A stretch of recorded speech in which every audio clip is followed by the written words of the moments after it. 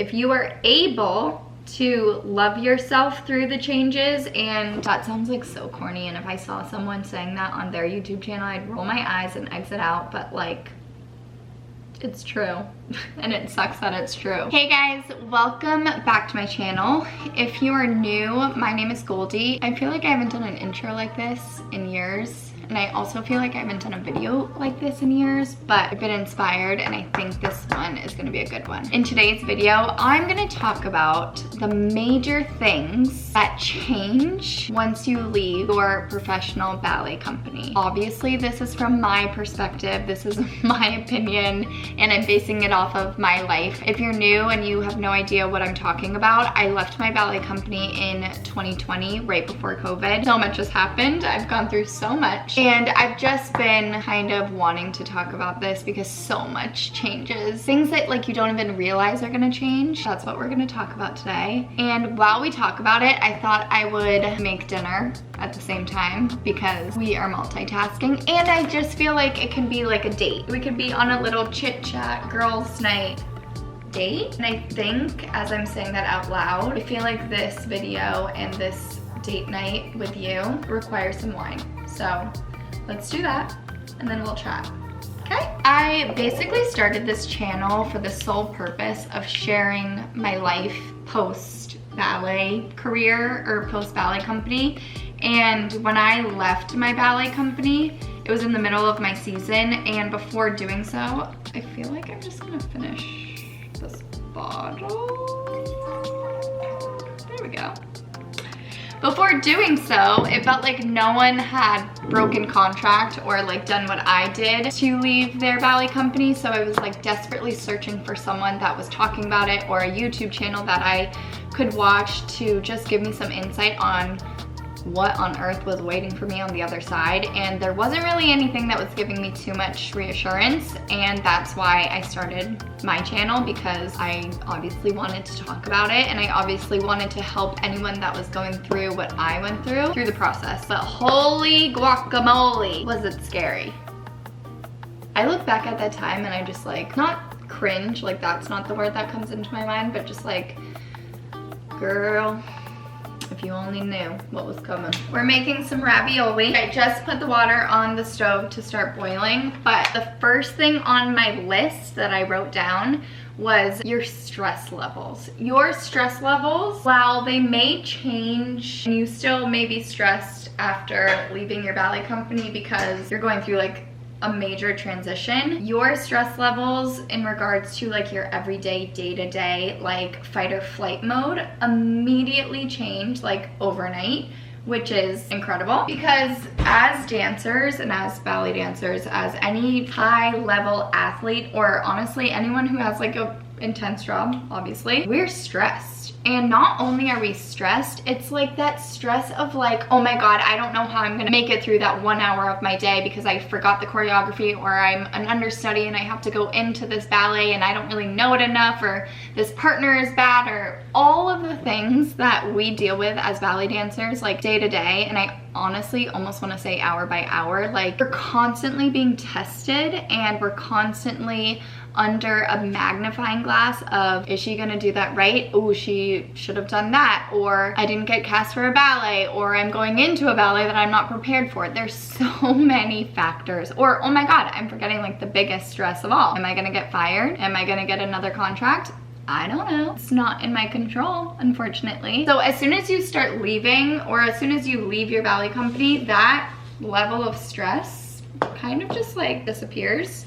And obviously there are other things that may stress you out on the journey. Like, I don't know what job I want, or where am I gonna live? How am I gonna afford my life? Like, what's next for me? But like, as scary as all of that is, I feel like that's like way more exciting than the stress that we have to deal with as ballet dancers. Just different stress. You know, I always think about my life in a company and that constant state of stress that we were talking about. And now that I've like been in the real world, or like normal world, for a couple of years, I always say, if you are a ballet dancer watching this, any job that you get after being in a ballet company, after being a professional ballet dancer, is gonna feel so easy. and like stress-free. Sometimes I catch myself stressing or worrying about my current situation or my current job, and I have to remember, like, there is nothing to be stressed about. There is no old, disgusting artistic director at the front of the room judging me. No one is yelling at me because I didn't go to ballet class in the morning. I am not stressed that I need to shove my foot into a point shoe even though I have like 3 blisters on my foot. Like, leaving a ballet company, every other job just feels like a walk in the park, which is like amazing. So if you're a ballet dancer right now, you're pretty much set. Unless you're like going into something like ridiculous, like, I don't even know. I can't even think of anything. That's as hard as being a ballet dancer. Speaking of stressed, I always like to talk about this story, and I feel like I've already talked about it on my channel. There's like an irrational level of stress in ballet companies. This story is the perfect example of this. It was my first year away from home. I just got into the Washington School of Ballet year-round program. We have our kind of like review with our teachers, like a yearly review, just like a progress report, like to see how we're doing. I wasn't auditioning for companies. I wasn't trying to get into their company yet. I was just in the school. It was nothing crazy. And I go into the meeting and I immediately start crying. Like, they didn't even say anything yet and I was already crying. Vividly remember the teachers looking at me, Goldie, why are you crying? We like you. Like, nothing bad has happened. And I like couldn't even hear what they were saying because I was just so stressed and like scared of what they were going to say, or if they said they didn't like me, or I wasn't doing well, or I don't even know. I wasn't even letting them tell me what they thought because I was already crying. I scared myself so much before the meeting with like anticipation. I don't even know what was happening in my brain. I was like a mess. They were looking at me like, you're good, we like you, you're doing really well. Why are you being a freak, essentially? So like, that's the level of stress we're talking about. And if you're a non-dancer just like stumbling across this video, I hope you never feel that stress. There are reasons why we feel stressed. We have no job security, and as soon as we feel like we do have job security, it gets snatched from our hands. It's like a sick joke, amongst other things that make us stressed. I've only gotten through 1 bullet point in my list, and I'm failing miserably at multitasking. I know my strengths, and this is not one of them, okay? My timer is going off. As I'm standing here thinking about all of the stress that we feel as ballet dancers, so many things like keep popping into my head, like, oh my god, I should talk about that. Oh my god, what about audition season? There's so many things that could happen, but I probably could make a whole other video just talking about the stress. But once you leave, then it's different. So let's move on before I get too carried away and spend the whole video talking about just the stress. The next thing on my list that I wrote down that changes the most is your friend group or your social circle or the people that you start spending time with. Because when you're in a ballet company, it's very much like, this sounds corny, but it is kind of like a family. You're with those people more than you are your actual family. You're at the studio more than your home, and it gets like pretty, I don't know if intimate is the right word, but it's pretty like up close and personal in a ballet company. We are dancing with each other. We are maybe hooking up with each other. That could be a whole other video within itself too. But once you leave your ballet company, you're kind of like out in the world. And depending on why you're leaving your ballet company or what you're leaving your ballet company to do after, it's very, very, very, very rare to find something with the same environment that you once had inside of your company. And that goes for like every performing arts situation. The dressing room, the girls that you dance with every day, maybe for years, your circle starts to change. And that can be positive, that can be negative. I think like the obvious positives within that as ballet dancers, and especially as female dancers, the cutthroat cattiness, like competitive nature is present. And anytime I meet someone new, the first question they always ask me is, oh my god, have you seen Black Swan? Is your life anything like the movie Black Swan? And I always like roll my eyes, but then I start to think about it, and like, there are some crazy dancers out there, and there are some dancers that will stab you in the back only to make themselves look better. And with anything in life, you try to dodge those like the plague.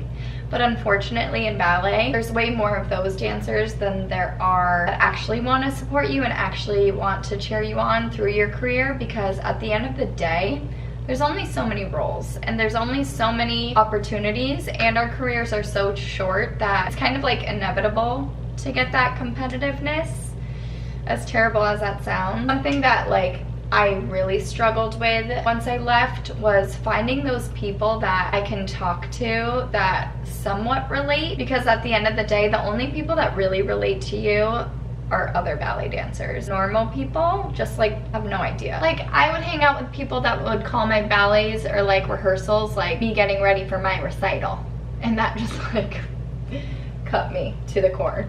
But on the positive side, you get to meet so many amazing people, and you get to start having conversations that don't just revolve around the drama in rehearsal that day, or oh my god, who's gonna do Sugar Plum next season. And it gives you an opportunity to figure out what kind of friend you want to be to these new people in your life, or what kind of conversations you actually want to have outside of ballet, which can be really scary but also like really exciting at the same time. And as sad as this one may sound, once you start talking to different people, or once you leave the environment that you've always been in with the same people that you see every single day, some of those friendships that you think are true or deep or that will last a lifetime might not. That's not the worst thing in the world. It might feel like the worst thing in the world in the moment, but I promise you, once you step out of that transitional period and you start seeing it for what it is, it's really like a blessing. Life has a funny way of like trickling out the people that don't really need to be in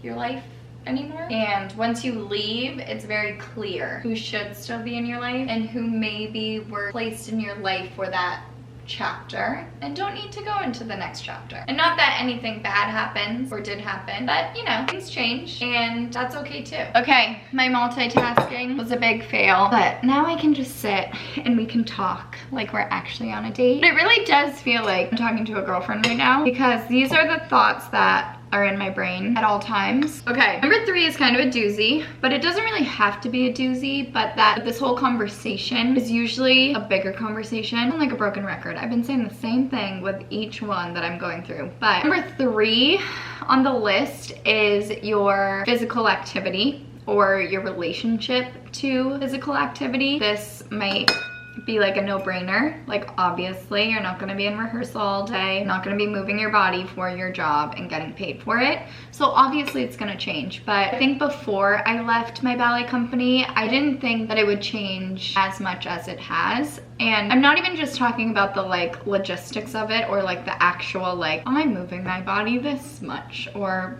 whatever, more about my relationship with moving my body and how I feel when I do or how I do. It's a little bit more complicated than I realized it would have been or would be. But I also left my ballet company right before COVID and then like wasn't able to work out or do anything for like a year. I'm gonna try to not go like super deep with this one because I feel like I could get dark pretty quickly. And not even dark, just like complex. That's a better word. As ballet dancers, new drinking game. Every time I say as ballet dancers, you take a shot. You'll be blackout and you won't finish the video. When it is your job to move your body and you are rewarded by how you move your body, things get a little tricky in your head. And I remember when I left ballet and now I was like a normal person and I went to the gym or I took a yoga class or even going to ballet class as a normal person.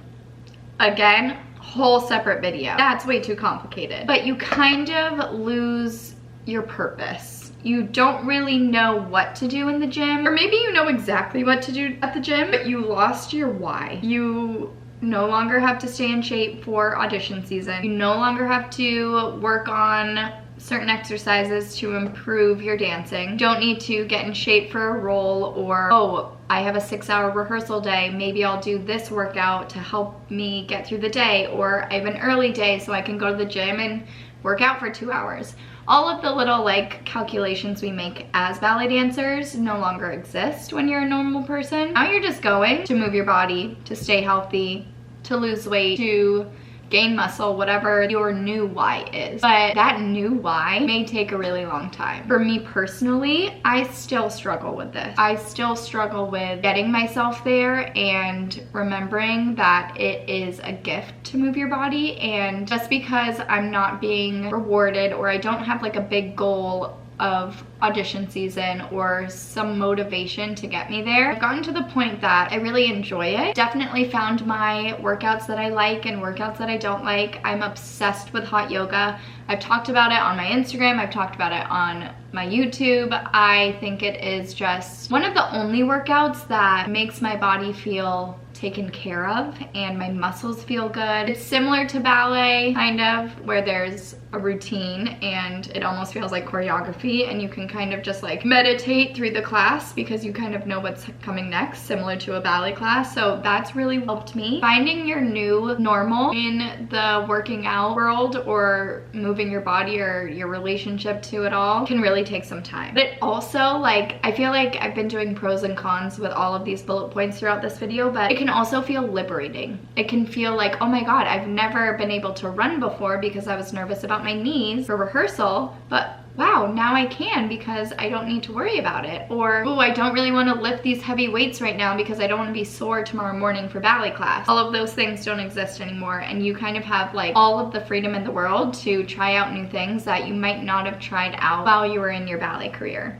And that goes for so many other avenues in your life too. Hobbies, activities, trips, people that you meet, and adventures that you get to go on. There's so many things that open up once you leave the ballet world. That's kind of like my spark notes on the physical activity and your relationship to it once you leave. It's a big change, and it's an important change, and it's a constant struggle, or it's something that I'm constantly aware of, and it's something that I'm still working on today. Number 5 on this list kind of goes hand in hand with number 3, but we got another one that I want to jump into before I get to number 5 and before my camera dies. So I'm kind of fighting the clock on this one as I move my ravioli away, because this one is huge. Number 5 on the list of things that change once you leave ballet is your perspective. Duh. Not only is it your perspective, it's your priorities. Your priorities shift so drastically and honestly so quickly that you might not even realize that they're shifting when they are, and you just look back and you're like, oh my god, that's insane. I saw it very clearly when I went back and hung out with my dance friends after I left. When you're in a company or you're in the dance world and you're around the same people, or not even the same people, any person that is in the same world as you. It can be a dancer from a different company, a dancer you meet at an audition. You just talk about the same thing on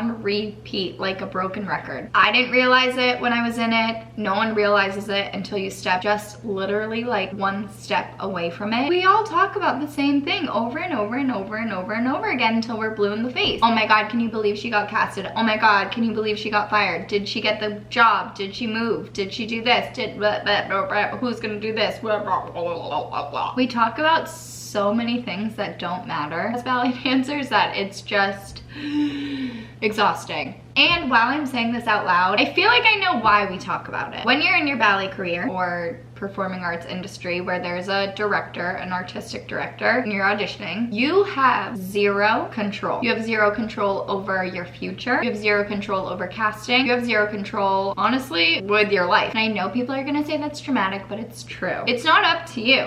It's up to the director. So if I had to guess, the reason why we talk about the same thing around and around and around in circles about casting, or who's gonna get hired, who's gonna get promoted, who's gonna get fired, what am I gonna do next season, and all the stuff in between, I feel like we talk about it because we feel like if we talk about it, then we are regaining our control over the situation. And that just isn't true.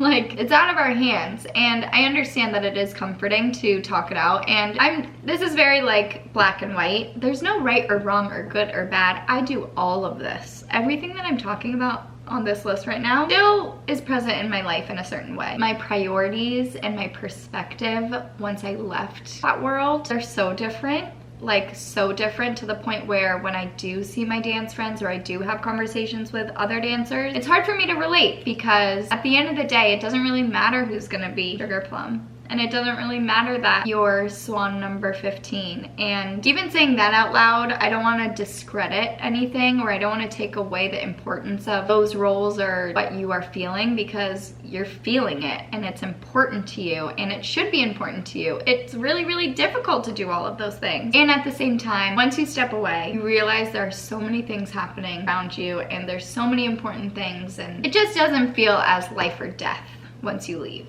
And that's okay. It's actually really, really beautiful. And I think about it all the time. Sometimes I try to think about if I was in a ballet company now, today, after all of my years of therapy and all of my life experience since leaving, I feel like I'd be unstoppable. I feel like my priorities and my perspective and my strength and my emotional intelligence, or all of the things that I've learned since leaving, would only help me. And that's why I scream on my channel or on my Instagram, you are human first before anything else, because if only we could all bring our humanness into our ballet career, no one could say anything. Oh, the director doesn't like my X, Y, and Z. Okay, doesn't mean I don't like it. He's allowed to have his opinion, or she's allowed, but it doesn't take anything away from me and how I view myself. And I think that is major. That's like everything. That's another video. I had to say it. I'm saying it with all of them because it's true. I can talk about all of this for you know. Number 5, like I said, number 5 kind of goes with number 3, but your body image. Tale as old as time, ladies. Ballet dancers struggle with body image. It's just what it is. You try dancing in front of a mirror for 8 hours a day and tell me that you don't think about your body in a negative way, or a positive way, or just that you have feelings about your body. It comes with the territory. It's so funny because when you're a ballet dancer, you are working out more than you ever will ever again in your entire life, and that's when you're the most critical of your body. When I look back at photos of myself, I am just in awe that my body was ever able to look like that. Because as much as you work out and as much as you eat clean, or as much as you do whatever you do for the end goal, you're never gonna be the same as you were as a ballet dancer, and that is okay. But it's also a huge thing to go through once leaving. It's a big change. And that's why I'm kind of connecting it to number 3, because physical activity, our relationship with it, and our relationship with our body image and body and all of that is kind of wrapped up in a traumatic bow. If you are able to love yourself through the changes, and that sounds like so corny, and if I saw someone saying that on their YouTube channel, I'd roll my eyes and exit out, but like, it's true.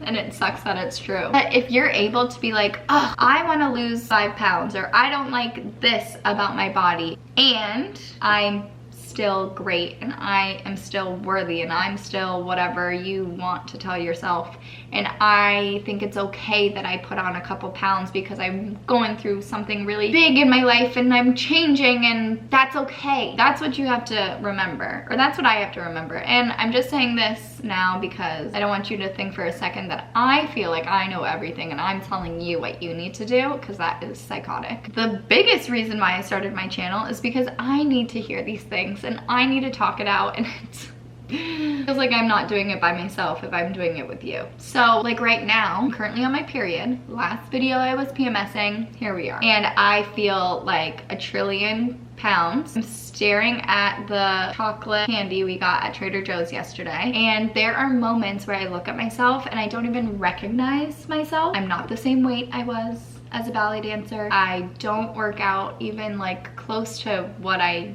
did when I was dancing. I have had to go up in a pant size, and there are some days that I sit and I cry, or there are some days that I sit and I look at myself and I say, oh my god, I look incredible. And you know what? I did the same exact thing when I was this size in a ballet company. I probably will do the same exact thing throughout my entire life, because we are human, and most importantly, we are women, and we are cuckoo bananas, and we have hormones that we can't control. So before going down that whole rabbit hole, these are the 5 things that change once leaving ballet that I thought of that were like the easiest things that like popped into my head. I could probably write or talk about 100 more. There are so many things that change after leaving. There are so many amazing things, There's so many scary things, there's so many difficult things. I'm grateful for all of them, and I'm still going through all of them. Like, none of these feel like, okay, I can check it off the list, I went through that and now I'm all good. Like, absolutely not. And I don't think that's how life works. This list of 5 things feel like the big ones. I'm curious to see what you think, and I'm curious to hear some of your things that you are struggling with or did struggle with when you were leaving, or whatever you do in your life. You don't have to be a ballet dancer. I feel like all of these apply to a lot of different fields in the world, but it felt really nice to talk it out because it's been on my mind, and if it's been on my mind, I'm hoping that it means that it's been on your mind too, because I don't know, we're all in it together, hopefully. I hope you enjoyed like my makeshift HelloFresh dinner, sit down, girl chat, wine night, vent sesh. Is that what we're calling this video? But before I continue rambling, I think I'm gonna leave it there. I hope you enjoyed this video. Let me know which one you connect with most. I'm really, really curious, and if you wanted part 2 to this, or you want me to elaborate on any of these, or send in some of yours that you struggle with, I'd love to talk about it, and I will see you later. And I am about to go have some chocolate that we got at Trader Joe's yesterday. Cheers!